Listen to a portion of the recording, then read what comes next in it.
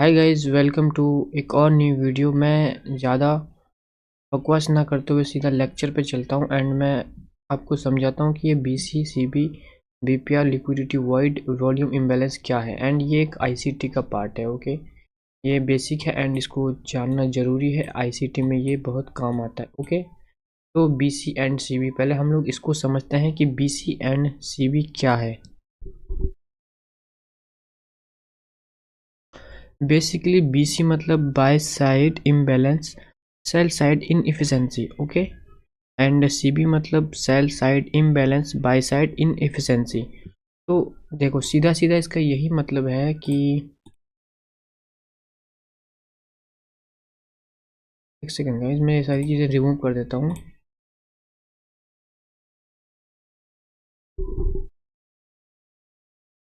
And जो अपना BC है एंड सीबी, उसको देखो, वो बस ज़्यादा कुछ नहीं है। उसको तुम ऐसा समझो कि अगर बाइंग वाला एफईजी है तो उसको हम लोग बीसी बोलेंगे, एंड अगर सेलिंग वाला एफईजी है तो उसको हम लोग सीबी बोलेंगे। बेसिकली चीज़ ये है कि अब देखो, एफईजी तो दोनों है ना, तो हमें पता कैसे चलेगा कि सेलिंग का एफईजी कौन सा है एंड बाइंग का एफईजी कौन सा है। तो जो बाइंग का एफईजी है उसे हम लोग बीसी बोलेंगे, एंड जो सेलिंग का एफईजी है उसे हम लोग सीबी बोलेंगे। तो ये थोड़ा नेम चेंज है एंड इससे हमें एक एक्यूरेट पता चलेगा कौन सा एफईजी है, कि बाइंग का या सेलिंग का। ओके,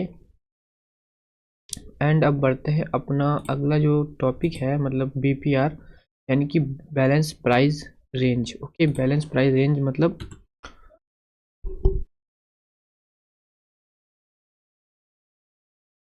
बीपीआर यानी कि बैलेंस प्राइस रेंज। तो ये क्या है, जैसे कि जहाँ पे दो एफईजीज आपस में मिल रहे हो उस एरिया को हम लोग बीपीआर बोलते हैं, एंड वहाँ से हमें एक सेटअप देखने को मिलता है। लाइक कुछ देखो, मैं आपको इसी चार्ट में दिखा।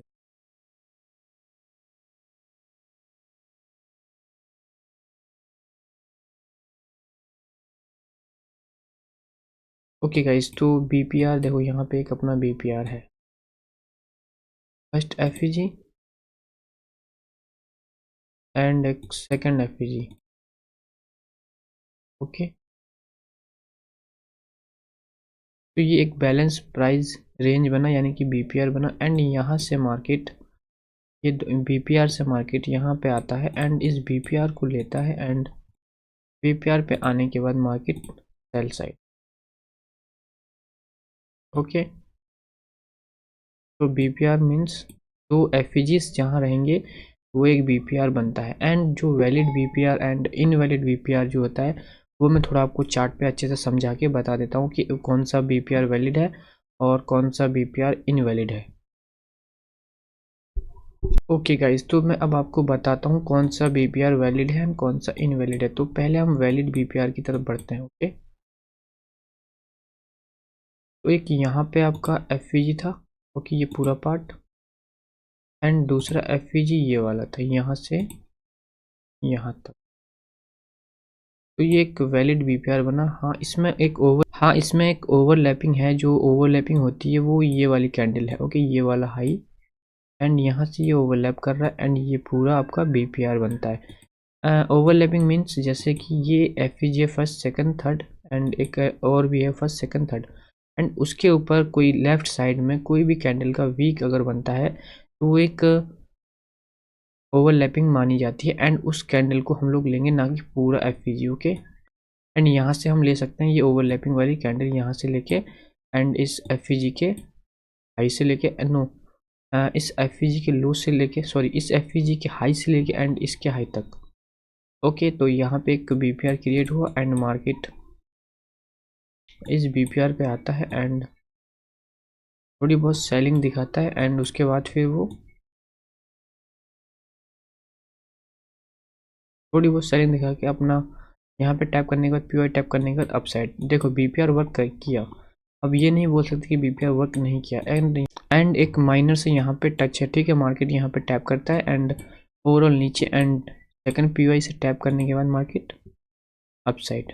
क्योंकि ये बीपीआर थोड़ा ही नीचे क्यों आया, क्योंकि ओवरऑल उसका ब्यास एंड ट्रेंड जो भी था वो अपसाइड का था, इसलिए मार्केट नीचे का पीओ डन करता है, अपसाइड निकलता है। यहाँ से आपको 212 से 202 यानी कि 100 पिप्स का ट्रेड था ये वाला। ओके, तो बीपीआर जब आप सही डायरेक्शन में अपना बीपीआर लोगे तो वहाँ पे आपको एक अच्छी एंड तगड़ी वाली बाइंग या सेलिंग देखने को मिलेगी। एंड अब चलते हैं कि इनवैलिड बीपीआर कौन सा है। ओके, तो गाइज देखो, मैं जो बोल रहा था कि एक वैलिड बीपीआर कौन सा होता है एंड इनवैलिड बीपीआर कौन सा होता है, बीपीआर। ओके, तो ये अपना एक एफईजी एंड एक अपना ये वाला एफईजी। ओके, एंड देखो ये क्या है,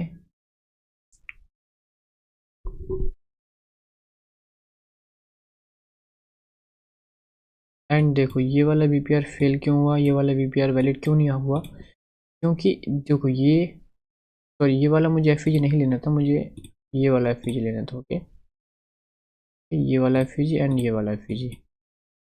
तुम यहाँ पे ध्यान से देखो, मैं इसको थोड़ा इधर कर देता हूँ, तो हटा देता हूँ।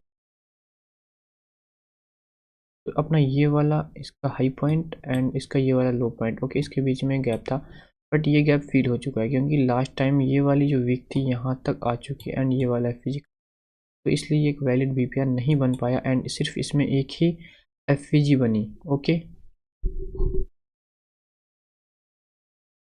तो अब देखो ये FEG BPR like not working and ये काम नहीं किया एंड आपका मार्केट आता है, नो डाउट थोड़ा सेलिंग दिखाता है एंड लास्ट का पीओआई टैप करता है अपसाइड।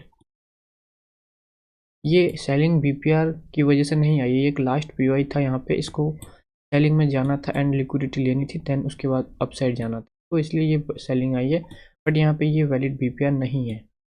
इतना समझ में आया आपको कि कौन सा वैलिड बीपीआर है एंड कौन सा इनवैलिड बीपीआर है। तो अब बढ़ते हैं अपने नेक्स्ट टॉपिक की तरफ कि अपना नेक्स्ट टॉपिक कौन सा रहने वाला है। तो अपना नेक्स्ट जो टॉपिक है वो है लिक्विडिटी वॉइड्स का। ओके, एंड अब समझो कि लिक्विडिटी वॉइड्स क्या होती है। तो ये बेसिकली आपको निफ्टी एंड बैंक निफ्टी में ज़्यादातर देखने को मिलेगा कि लिक्विडिटी वॉइड्स क्या होती है। तो हम निफ्टी का एंड बैंक निफ्टी का चार्ट खोलते हैं, बैंक निफ्टी का ही चार्ट खोल लेते हैं। ओके,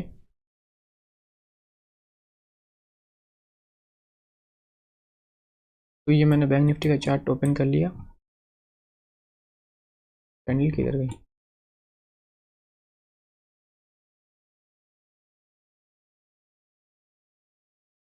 ये है आपका कैंडल। ओके, तो देखो लिक्विडिटी वॉइड्स किसे बोलते हैं, जैसे एक ऐसा जोन जहाँ पे ना कि बाइंग हुई हो ना कोई सेलिंग की गई हो। तो फर्स्ट ये वाला हाई एंड ये वाला लो। ओके, तो ये जो जोन है यहाँ पे कुछ नहीं हुआ, यहाँ पे ना कोई बाइंग हुई ना कोई सेलिंग, यहाँ पे कोई ऑर्डर प्लेस नहीं हुए, तो ऐसे जोन को हम लोग लिक्विडिटी वॉइड्स बोलते हैं। एंड बहुत एंड यहाँ पे बहुत ज़्यादा चांसेस होते हैं कि मार्केट अपना लिक्विडिटी वॉइड्स तक आए एंड यहाँ पे टैप करके इसको फिल करने के बाद अपसाइड की तरफ निकल जाए, अपसाइड की तरफ निकल जाए। ओके, तो अब चलते हैं हम लोअर टाइम फ्रेम पे एंड लिक्विडिटी वॉइड्स को थोड़ा समझते हैं कि हम लोग लिक्विडिटी वॉइड्स को कैसे पकड़ें। तो फर्स्ट ये आपका लिक्विडिटी वॉइड्स। ओके, यहाँ से यहाँ तक इस जोन में कोई कोई ऑर्डर प्लेस नहीं हुआ, कोई मतलब प्राइस यहाँ पे नहीं था। एंड आपको लिक्विडिटी वॉइड्स से कैसे आपको ट्रेड कर सकते हैं, तो अगर आपका ट्रेंड अप साइड का है तो आप बाइंग का सोच सकते हैं, कहाँ से आपको PDRS लगाना and premium and discount zone लगाना है, कौन सा कहाँ पे है, एक मिनट, सॉरी गाइस। ओके, तो ये आपका प्रीमियम एंड डिस्काउंट जोन है, तो ये एक अच्छा सेटअप था, यहाँ से आप बाइंग कर सकते थे, डिस्काउंट से आप यहाँ से बाइंग करते एंड प्रीमियम पे जाके सेल कर देते, आपका जो भी ओवरऑल टारगेट होता वहाँ तक आप ले सकते थे। आप इसको गैप इम्बैलेंस भी बोल सकते हैं, बट आईसीटी की भाषा में हम लोग इसे लिक्विडिटी वर्ड्स बोलते हैं एंड ये प्रॉपर अच्छे से वर्क करता है इंडियन मार्केट में। एंड आपको फॉरेक्स में ये देखने को क्यों नहीं मिलता, क्योंकि फॉरेक्स जो है 24 घंटे चलता है एंड इंडियन मार्केट जो है अपना सिर्फ 6 घंटे चलता है, तो इसलिए आपको इंडियन मार्केट में देखने को नहीं मिलता है। सॉरी गाइज, आपको इंडियन मार्केट में देखने को मिलता है बट आपको फॉरेक्स मार्केट में देखने को नहीं मिलता है। एंड यहाँ पे लिक्विडिटी वाइड्स फेल क्यों हुई इस जोन पे, क्योंकि इसका ओवरऑल जो ट्रेंड था वो अपसाइड का था, क्योंकि इसने लो ले लिया था, सारी लो की लिक्विडिटी कलेक्ट कर ली एंड इसको अब अपसाइड जाना है। उसके बाद ये यहाँ से अपसाइड निकल जाता है।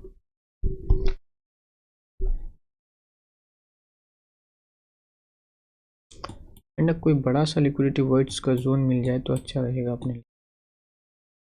एंड एक यहाँ पे लिक्विडिटी वाइड्स है जो कि यहाँ पे मार्केट गैप अप ओपनिंग देने के बाद ये पूरा ही प्राइस एक खाली डायरेक्शन था, मतलब एक पूरा ही खाली जोन था, यहाँ पे नो ट्रेडिंग, कोई ट्रेड नहीं हुए। तो यहाँ पे आप अपना मिन थ्रेशोल्ड यानी कि PDRS लगा सकते हैं। एंड आप देखो प्रीमियम पे मार्केट आता है, सॉरी डिस्काउंट पे मार्केट आता है एंड मार्केट क्लोजिंग नहीं करता इस लेवल के नीचे। एंड ये लास्ट POI एंड यहाँ पे जितने भी सेलर्स थे, सॉरी जितने भी बायर्स थे, सबको निकालता है एंड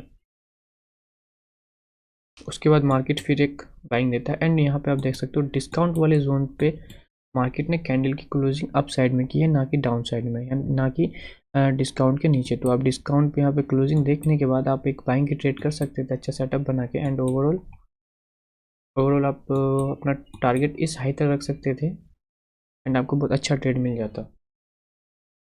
तो उम्मीद है कि आपको समझ आ रहा है कि लिक्विडिटी वाइड्स होती क्या है एंड इसका इस्तेमाल कैसे करते हैं। एक खाली जोन जहाँ पे कोई ऑर्डर ना लगे हो, कोई वहाँ पे ट्रेड ना हुई हो, वहाँ पे गैप अप ओपनिंग हो, उस जोन को हम लोग लिक्विडिटी वाइड्स बोलते हैं। एंड यहाँ पे भी आपको एक लिक्विडिटी वाइड्स देखने को मिलेगा। ओके, यहाँ पे मार्केट आता है लिक्विडिटी वाइड्स पे एंड टैप करने का फिर सीधा डाउन साइड कहाँ तक, जहाँ तक उसका लिक्विडिटी लेने का टारगेट था एंड वहाँ तक POI तक आता है, टैप करता है, मार्केट अप साइड निकलता है। तो वॉल्यूम इम्बैलेंस को हम समझते हैं कि वॉल्यूम इम्बैलेंस होता क्या है। तो बेसिकली वॉल्यूम इम्बैलेंस जो है वो ओनली कैंडल्स में होता है, कि वॉल्यूम सिर्फ कैंडल के अंदर है, ना कि वीक के अंदर। ओके, तो ये वाला जो पार्ट है इसके अंदर कोई वॉल्यूम नहीं है, इसलिए ये एक वॉल्यूम इम्बैलेंस कहलाया जाता है एंड इसको हम लोग वॉल्यूम इम्बैलेंस कहते हैं। क्योंकि यहाँ पे कोई वॉल्यूम ही नहीं है, यहाँ पे कैंडल का बॉडी नहीं है, तो इसलिए ये एक वॉल्यूम इम्बैलेंस है। यहाँ पे कोई बैलेंस नहीं बना, इसलिए एक इम्बैलेंस है। एंड जो वॉल्यूम इम्बैलेंस होता है ये आपको इंडियन मार्केट में ही ज़्यादा देखने को मिलेगा, निफ्टी एंड बैंक निफ्टी में, क्योंकि यहाँ पे गैप अप गैप डाउन बहुत होते हैं, तो ये यहाँ पे ज़्यादातर बनते हैं। ओके, एंड अब वॉल्यूम इम्बैलेंस पे हम ट्रेड कैसे करें, तो ये बहुत रेयर चांस में इसमें ट्रेड होता है। मैं थोड़ा सा आपको दिखाने की कोशिश करता हूँ कि वॉल्यूम इम्बैलेंस पे हम लोग ट्रेड कैसे करें। तो मैं आपको दिखाता हूँ, वेट थोड़ा सा मुझे चार्ट को देखने दो। लाइक कुछ ऐसा समझो रिजेक्शन ब्लॉक को, कि यहाँ से लेके यहाँ पे कोई वॉल्यूम नहीं है। ओके, मान लो ये सारी कैंडल्स थी एंड यहाँ पे कोई वॉल्यूम नहीं है एंड इसके आगे एंड इसके पीछे कोई कैंडल्स नहीं है, सिर्फ यही एक लो है। तो आप इसमें क्या कर सकते हो, अपना टूल लगा सकते हो PDRS, premium discount zone. And ये आपने देख लिया कि कोई वॉल्यूम नहीं है एंड रिजेक्शन ब्लॉक लाइक है कुछ ऐसा। मैंने रिजेक्शन ब्लॉक आपको लर्न करा रखा है, तो आप वीडियो जाके देख सकते हो। एंड यहाँ पे मार्केट आता है एंड मेन थ्रेशोल्ड वाले पार्ट को स्विप करता है एंड फिर अपसाइड जाने के बाद एंड फिर डाउन साइड, एंड आप यहाँ से एक अपनी एंट्री ले सकते हो, लॉन्ग की पोजीशन आप बना सकते हो। एंड कहाँ तक आप ये लिक्विडिटी या ये वाली लिक्विडिटी, यहाँ तक आप अपना ट्रेड को बना सकते हो।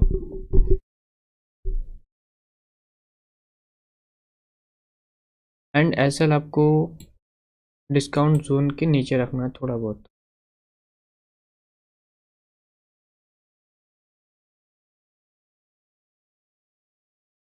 एंड ये सब चीज़ें देखने को मिलती हैं ज़्यादातर निफ्टी एंड बैंक निफ्टी में। ओके, एंड जो आपका फॉरेक्स मार्केट है वहाँ पे ये सब चीज़ें नहीं मिलती एंड इससे एडवांस चीज़ें होती हैं, तो वो भी मैं आपको लर्न कराऊंगा। बट मेरा बेसिकली बस यही समझाने का मोटिव है कि एक वॉल्यूम इम्बैलेंस कैंडल किसे बोलते हैं। तो आप इतना समझ गए कि जो कैंडल का ओनली वीक हो तो उसको हम वॉल्यूम इम्बैलेंस बोलते हैं एंड बॉडी के अंदर एक वॉल्यूम होता है। ओके, तो आप इतना समझ गए। तो अब नेक्स्ट वीडियो जो रहने वाली है वो इससे और भी एडवांस रहने वाली है। तो मेरी आपसे यही रिक्वेस्ट है कि आप PC CB BPR liquidity void volume imbalance को थोड़ा सा बैक टेस्टिंग कर लेना। एंड उस जो नेक्स्ट वीडियो है मैं 2 या 1 दिन बाद लेके आऊँगा आईसीटी की। ये सब मैं ग्वाडियर से मैंने लर्न किया है एंड मैं करीब 1.5 साल से मैं आईसीटी सीख रहा हूँ, बट उससे पहले मैं बहुत सारी चीज़ें ट्राई कर चुका हूँ, बट मुझे आईसीटी एंड एसएमसी के सिवा कोई चीज़ें हेल्पफुल नहीं लगी, जिसकी बदौलत मैंने बहुत कुछ हासिल कर लिया है। तो अब मिलते हैं अगली वीडियो में, तब तक के लिए bye and take care. And video पसंद आए तो सपोर्ट अपना दिखा देना गाइस थोड़ा बहुत, एंड मिलते हैं अगली वीडियो में, तब तक के लिए बाय एंड टेक केयर।